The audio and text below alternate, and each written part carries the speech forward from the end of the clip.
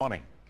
Tomorrow, the Mobile City Council is scheduled to take up a revision to the city's litter ordinance and attempt to add more teeth to the laws meant to keep our city clean. Yeah, and just a few miles away, folks who are helping to do just that are themselves working in surprisingly desperate conditions. Local 15's Darwin Singleton has tonight's reality check. Darwin? Well, Greg, you are about to see a video of a place where city employees work every day. Volunteers, too. And as those of you at home watch this story, I want you to ask yourself this question. Would you let someone you care about work here, too? Ask anybody who recycles, and they'll tell you. It's not just a nice thing to do. It's a personal commitment. Because Americans waste enormous amounts of paper and glass and aluminum and everything else, and it's, I think, a useful thing to do.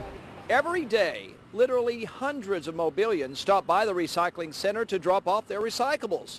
They drop them up, and then they go home.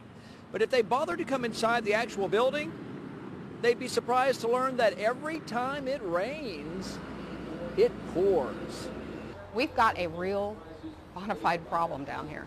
I stopped by the center after a spring rainstorm recently, and even I was taken by surprise by what I saw. Leaks were everywhere, in the bathroom, in the lobby, in the warehouse, and in the middle of it all, employees and volunteers of Keep Mobile Beautiful still trying to work. When I came in this morning, there was over 2 inches of rain.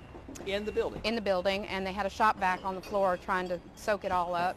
Every thunderstorm sends staff scattering to protect electrical equipment. And it's not just raindrops they're dodging. A community service worker was sitting in a chair. It had been raining and windy and everything, and the light fixture had been filling up with water for quite some time, and as soon as she stood up and moved away, the light fixture fell out of the ceiling and would have hit her in the head had she not moved at that particular time. Also falling from the sky? Rat feces, insulation. So what now? Well, according to sources in the city doesn't own this building, it leases it. So have the owner fix it, right? Well, not so fast. We've also been told that the lease agreement signed several years ago commits the city to make repairs and improvements on the building. We need for City Hall to get serious.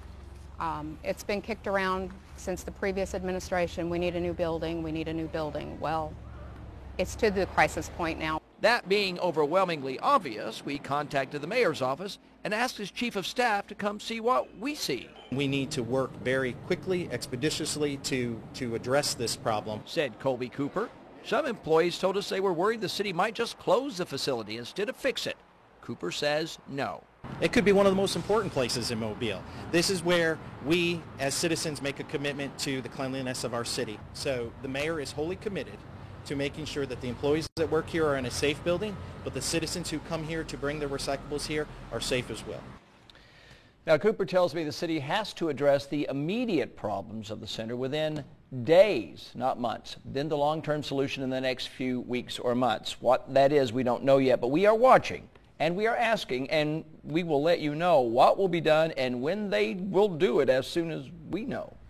Darwin continuing to talk trash. All right. Local 15 News is your advocate to expose corruption, fraud, and waste in local government. Yeah, if you know of any wrongdoing, scams, or abuse of your tax money, call our Reality Check hotline. The number's 877-315-7268. One elevator